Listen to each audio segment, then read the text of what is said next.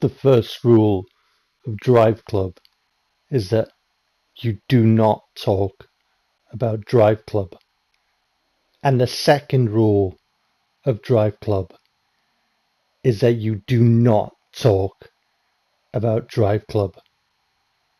And the third rule of Driveclub is that you do not talk about Driveclub.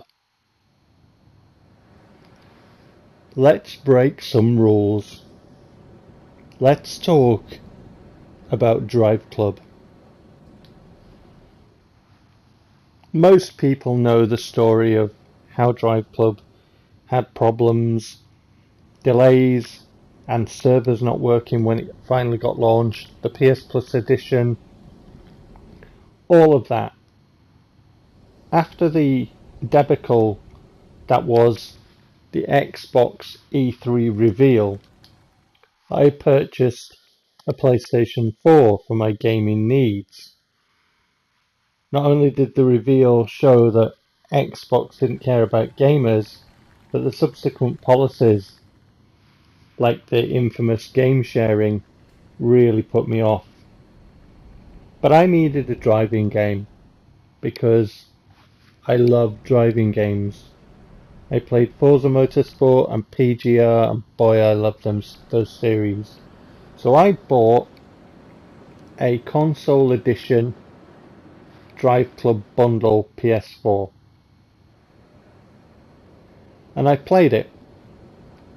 And over the years, with the communities on PlayStation, made friends, had fun, and then in March of 2020, Sony decided to shut down the servers. Obviously there were things before then, but on March 2020, the game for us ended and all our leaderboard times disappeared. There were lots of us who were very upset that they'd been turned off. And no word was given. Nothing. No answers. No communication. Just it's been shut down. You can search it for all the answers, but you won't find anything. Even the videos that people have done on YouTube don't tell you any reasons. They speculate. And all we know is don't talk about Driveclub. I can tell you now, the video game industry is cutthroat. There are markets for different kinds of genres. There's a market for driving games. And if there are competitive titles, then they're seen as a threat. I know this for a fact. I've been playing games long enough, and I've read a lot of things, I've seen a lot of things. In Driveclub's case, it's curious because the lack of communication and the fact that nobody can comment on the videos, nobody can talk about anything, says to me, with big red neon flashing lights, there's more to this. More to this than the perceived problems of a studio, Evolution, the servers, the delays in the game, Sony's financial position in other markets for mobiles and other things that it's involved in. When we look at the direction for PS5 and Jim Ryan himself, who was overseeing games at the time, moving for PlayStation 5 and Sony's gaming division business model to live service games, it flies in the face of everything that Driveclub was designed for. It was designed to be a live service game. It fits the model that PlayStation and Sony are wanting right now and spending billions for, and yet still there is no word. One of the things that I've read is that it would be very difficult for the licensing of cars for them to do a PS5 remaster. Well, I'm calling bullshit, because it's not like Sony doesn't have any other franchises that require licensing for cars. It's not like they haven't been doing this thing for years, and it's not like they couldn't do it with the Drive Club when it was actually being made anyway. Sony's a big corporation. They're big boys. They can handle themselves when it comes to licensing cars issues. So that just says to me, when I read things like, well, it's very difficult to license cars, and that's why you're not seeing a PS5 remaster, that says to me, do not talk about Drive Club. One of the things I read in the reviews of Drive Club was how it copied EA's Autolog system, pretty much. The communication with other players about, times and challenges and stuff. I think I experienced something like that in Criterion's Need for Speed Hot Pursuit, which I only bought because of Criterion. We'll get to that. The review that I read was this one on Metro. And Metro, in their article about Drive Club, in their review, they specifically mentioned about it copying EA's Need for Speed games, and they really slated it as well. Back when I played games on GameCube, I loved Burnout. I've got both Burnout 1 and Burnout 2 for my GameCube.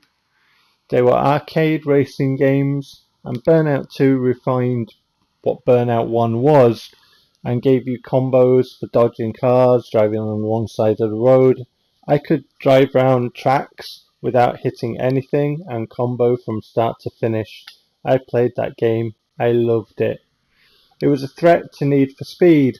So what did EA do? Well, they purchased the company that made Burnout, and that was Criterion. And then, well, we all know there's no new Burnout games. Why? Because EA killed it. Oh no, it's too much competition. We've got to buy the competition, and then we've got to kill it. EA have a reputation for buying studios and killing them. I talked about the Games TM magazine in their article that said that EA had the XSN Sports label shut down, and on the XSN Sports label was Rally Sport Challenge, which is made by DICE.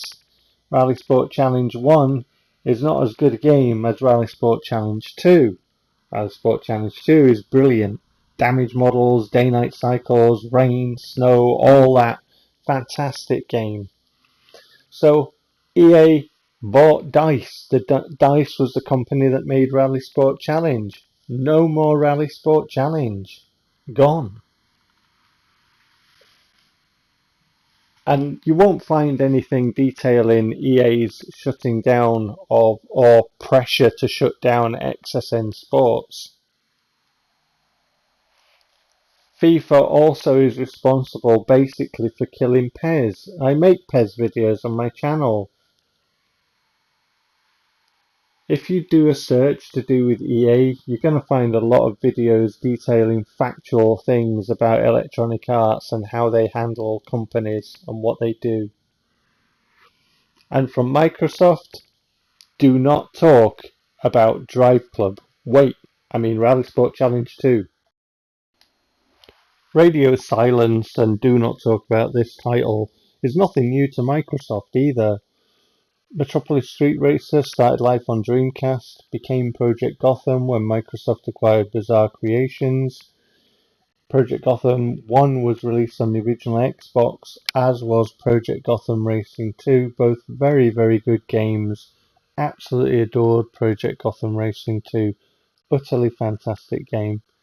And then Project Gotham Racing 3 launched with the Xbox 360. I bought an Xbox 360 because of that game and Dead or Alive and Perfect Dark.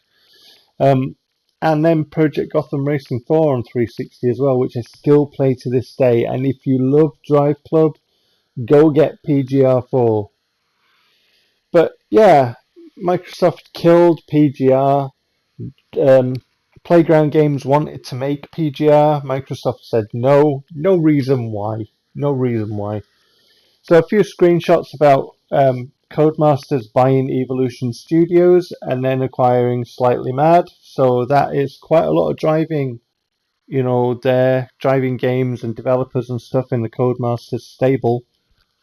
And then Codemasters being bought out by Electronic Arts, who have this penchant for buying up developers, ruining franchises, killing studios, and now Electronic Arts have the F1 and WRC license, along with obviously the FIFA license, and they seem to be having this monopoly on driving games. Now, one of the things that I've been thinking about is, and you won't find documentation of it, as I've mentioned before, the article that I read in Games TM magazine about EA putting the pressure on Microsoft to bow to shut down their sports label. This is huge.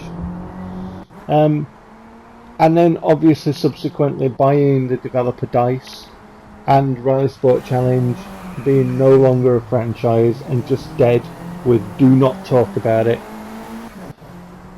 And I just see similar patterns here with Driveclub, is that the messaging that we're coming out and the do not talk about Driveclub's mantra, and all the excuses about licensing, well, it'd be a bit of effort. It's a shame they don't have anything like Gran Turismo, and they're not used to licensing cars, but I mentioned that before. But I just see similarities, and these companies like Sony and Microsoft they're not outside the risk of, EA seeing something as a threat. Not in my opinion, as a customer, not with what I've seen and read before, And these are signs that I see with Driveclub, and nobody talks about them. They talk about all the other issues, like I said. I think there are some dots here. Personally, these are my opinions. I think there are some dots here that can be joined. If I ever find out any proof, I will be sure to let you know. But in the meantime, I was thinking about developers crafting games and doing it for the pleasure of creating the games that they want to make, and obviously their relationship with the community and the players. And I want to say, from myself personally, I thank the developers of Evolution and all the racing games, Bizarre and everybody, Criterion, who've given me so much pleasure, because doubtless other people will have that pleasure too.